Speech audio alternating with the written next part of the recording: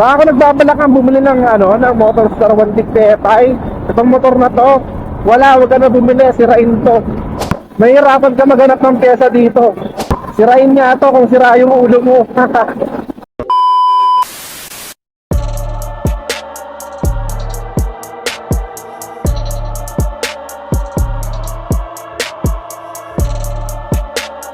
So what's up guys, this is Dinaki Moto. At magbibigay lang tayo ng konting update at konting kaalaman sa ating Motorstar 150 Fi na si Bubuyog. Let's go! So hello guys, welcome back sa ating channel guys. At ayun, mag-share lang ako ng konting idea at konting kaalaman sa ating Easy Ride 150 Fi. Gusto ko lang din i-share yung mga kaalaman ko sa inyo guys na alam ko makakatulong sa inyo about sa tamang pamamaraan kung paano ma-maintenance yung ating motor. So madami kasi nagsasabi na sirain daw yung motor natin kaysa ganun. Oo, sirain nga, sira yung ulo mo. Pero ako na nagpapatunay guys. Full time kasi ako kay Joyride guys eh. Hindi ako part time. So bali nakuha ko si Easy Ride noong December 2023. Hanggang ngayon ginagamit ko pa rin siya sa pagde-joyride. So full time talaga, as in araw-araw bumabiyahe ako. Araw-araw bakbak tayo. Araw-araw meron ako syempre nga pasahero kasi nga MC taxi tayo. Araw-araw gamit na gamit yung motor natin. 5 buwan na sa atin yung motor natin guys. Sa loob ng 5 buwan, tumakbo na to ng 12,873 kilometers. So, ganun nakataas yung odometer natin. Hindi na siya biro. Yung tipong alam mong gamit na gamit talaga yung motor. Kasi yung iba, kesyo sirain daw. Kasi China. Pero hindi. Lahat naman sirain eh. Kung di ka marunong mag-alaga. Branded man yan o China bike man yan. Sirain yan kung sira ulo ka din. Charis lang ulit. Dapat nung nakaraan guys, mag-upload ako about sa paglilinis ng CVT ng Easy Ride 150 Fi. Kaso hindi ko na siya na-upload kasi medyo magulo yung pagtitake ko ng video.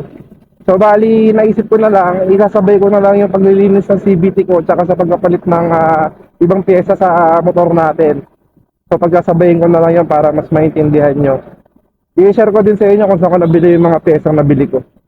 So yun, bali magpapalit nga pala ako ng ng air filter, oil filter, slider piece, saka fan belt. Magpapalit na tayo ng belt. Siguro nagtataka kayo kung ba't magpapalit na ako ng belt kasi 12,874 pa lang yung natatakbo natin tapos 5 buwan pa lang siya. Baka sabihin nyo, bakit ang bilis naman? Bakit agad-agad magpapalit ka na? Eh sa sitwasyon ko kasi, di ba nga, nag-joyride ako, laging mabigat yung daladala ko. Siguro, minsan lumalagpas ako ng 200 kilos. Kasi yung timbang ko, 90 kilos na ako. O syempre, meron ako mga naakas na mabibigat talaga. So, lagay ko na lang din sa screen yung yung link sa Shopee nung pinagbilan ko nung air filter tsaka oil filter natin. Saka slider piece ilalagay ko dyan. Sa pandit kasi guys, hindi pa ako bumibili. Dahil nag-iisip ako kung bibili ba ako ng bando belt or maghahanap ako ng kasukat ng belt natin sa mga branded. Gusto ko i-try, gusto kong mag-explore guys. So kung tatanungin nyo naman kung nakapagpalit na ba ako sa panggilid ko, oo, may napalitan na ako.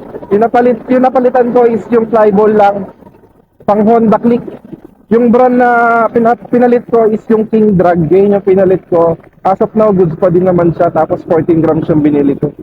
So 14 grams yung pinalit ko dito sa flyball natin. Pero yung stock na flyball natin is 15 grams ng Easy Ride 150 Fi. Bali, nagpalit ako ng 14 grams. Okay naman yung 14 grams sa akin.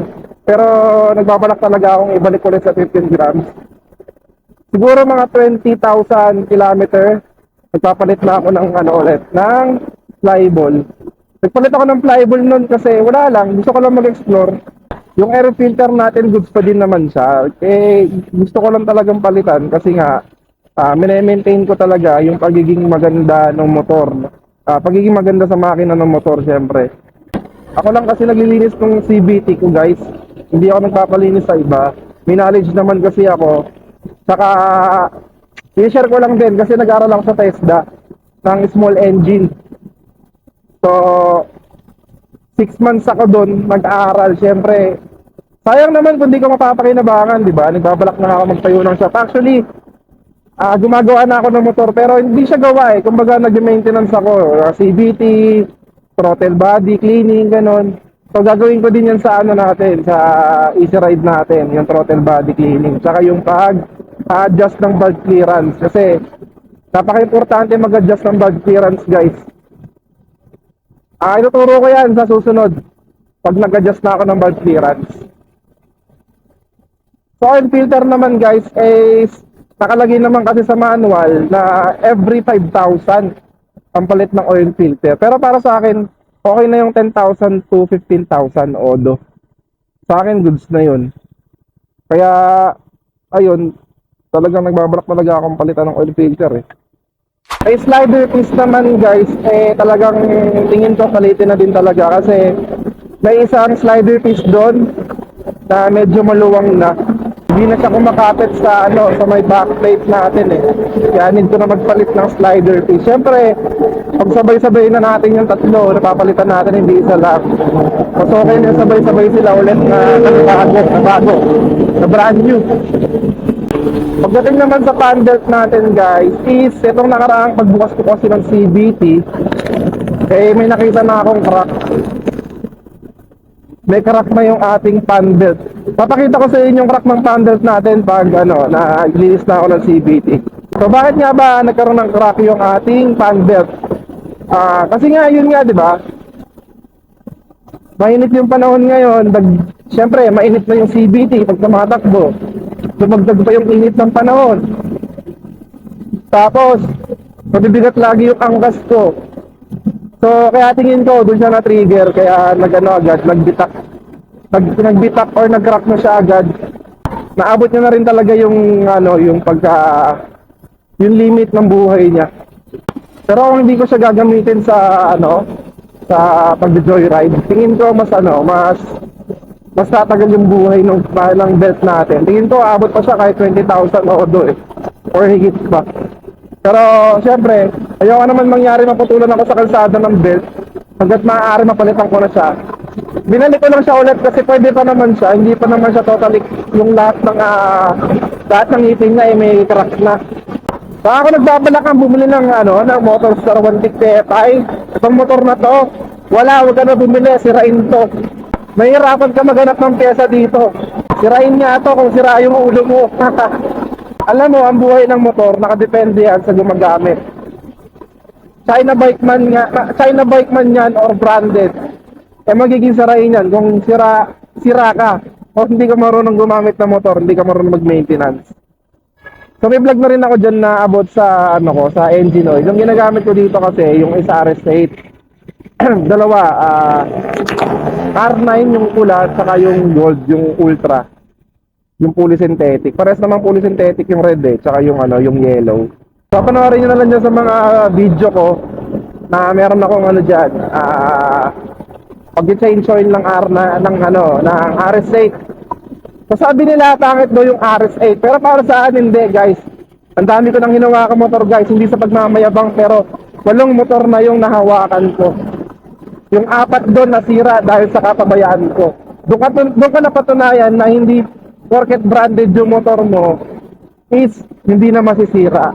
Talaga nakadepende talaga sa owner kung paano siya gumamit ng motor. So napatunayan ko na yon kasi nga sa sarili ko nasira ko nga yung mga motor ko noon Kaya nag-aaral ako sa TESDA kung paano ba yung tamang pag-maintain ng motor. Saka mabalik lang ulit tayo dun sa may pag-change oil, guys. Pag-change oil kasi ako ng motor is every 1,200 para mas maalagaan yung makina ng motor natin, di ba? 1,200 to 1,500 yon. Sagad na yung 1,500, guys, huwag nyo nasasagarin pa. Kahit maganda pa yung gamit yung langis, kahit branded man yan, huwag nyo nasagarin. Huwag nyo nang isipin yung mahina pala yung motor mo, hindi kaya sumagad ng 5,000 odo bago magpalit ng oil eh. Huwag nyo nang pakinggan yan guys, huwag na kayong magyabangan. Para sa atin maging practical lang tayo. Magastos na magastos. Kasi 1,000 to 1,200 nagpapalit na. Ako kasi every week nagpapalit na ako ng oil kasi 1 week pa lang naabot ko na yung 1,000 odo eh. Pagdating naman sa gear oil guys, nagpapalit ako ng gear oil is every 2,500. Unang palit ko ng gear oil is nung 2,500 kilometer na natakbo ng motor natin from stock. Tapos add ng 2,500, dun ka tuwing magpapalit ng gear oil. Yung gamit ko nga palang gear oil guys is yung RS8 din na fully synthetic. RS8 din yung gamit ko. Kung tatanungin nyo ako kung maganda ba yung RS8, para sa akin, oo, maganda siya. Para sa akin ewan ko lang sa inyo. Ako kasi, mas gusto ko yung fully synthetic kesa sa synthetic eh. Ito kasi yung natutunan ko sa Tesla guys. Share ko lang din sa inyo Ang langis kasi, habang umiinit yung makina natin, is nagiging mas malapot siya. So bali kung fully synthetic yung ginagamit natin, mas lumalapot yung langis na ginagamit natin. Kung malapot na siya, mas lalapot pa talaga siya. Kung semi-synthetic naman yung ginagamit mo, hindi siya ganun kalapot. Pero pag uminit yung makina mo, at uminit na rin yung langis na synthetic, ay lalapot siya. So explanation doon, pag fully synthetic yung gamit mo, pag uminit ka, di ba, mas lalo siyang lumalapot. So, ibig sabihin, yung mga bakal sa loob ng makina mo, ay hindi masyadong maapektuhan pa nag-iskisan. Mas nako-compromise kasi ng sobrang lapot yung makina mo. Pero, may downside yun. Mas malapot, mas mabigat yung makina mo. Kaya medyo malakas sa gasolina. Yun. Okay lang din naman yung semi-synthetic. Kasi nga, malapot yun, pero hindi ganun kalapot. Hindi siya fully synthetic. Pero pag uminit yun, magiging mas malapot siya. Malilesen din yung ingay ng makina mo. Yung semi-synthetic guys ng RS8, yun yung ginamit ko nung mag-break-in ako ng motor ko. From 0 to 500 odo, ang ginamit ko na pang change oil, yung RS8 na synthetic. Ayun yung ginamit ko nun. Hanggang 1,500. After 1,000, nung nag-1,500 na ako, gumamit na ako ng ng fully synthetic na RS8. Ayun yung gamit ko. Kaya mas talagaan ko yung makina ng motor ko. Na-explanation si Sir Mel dyan about dyan sa mga langis. Si Sir Mel, ewan ko kung kilala niyo yun. Panigurado kilala niyo si Sir Mel. Na-explanation siya about dun sa mga langis. Sa mga water-based, semi-synthetic, tsaka fully synthetic. Mineral-based pala. Kaya kung gusto mo bumili ng Easy Ride 150 FI, huwag ka na mag-alangan guys. Huwag ka na mag-alangan gar. Pagdating naman sa pyesa guys, meron tayong mabibilan yan. May mga kasukat yung pyesa ng Easy Ride guys.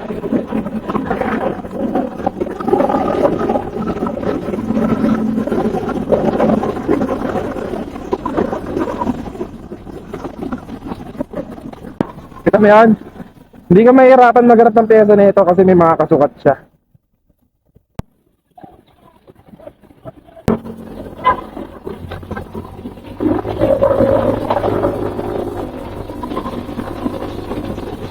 Na agad from stoplight.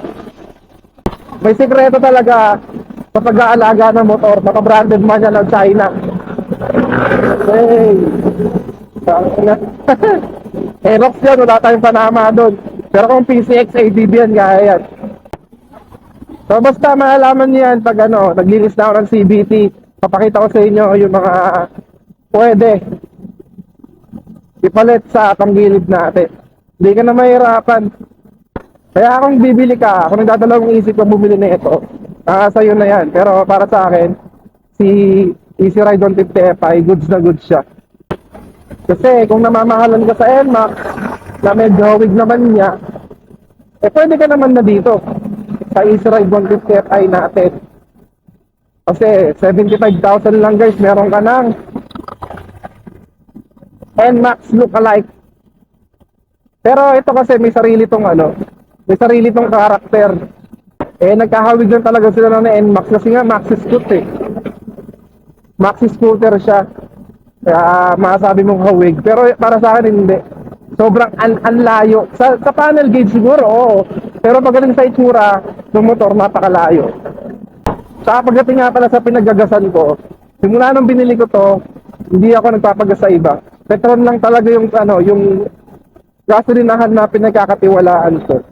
Kahit mahal siya, goods na goods naman kasi talagang mahalagaan yung makina mo kasi kung magpaparga ka sa mga murang gasoline station, iba kasi may halong tubig o may halong di mo malaman pero hindi ko sigurado pero alam ko sa sarili ko na mas maganda talaga kung sa Petron or sa iisang gasolinahan ka nagpapagas. Basta yun lang guys. Kaya mag-follow ka na sa akin para syempre paantabayanan mo yung mga papalitan natin dito sa ating Easy Ride. Madami pa akong gustong i-share sa inyo guys pag napalitan na natin lahat. Lahat ng dapat palitan sa pag-upgrade ng panggilid. Madami tayong i-share. So ayun lang guys, maraming salamat sa panonood. Sana meron kang nalaman, nakuhang idea sa ating Easy Ride 150 Fi.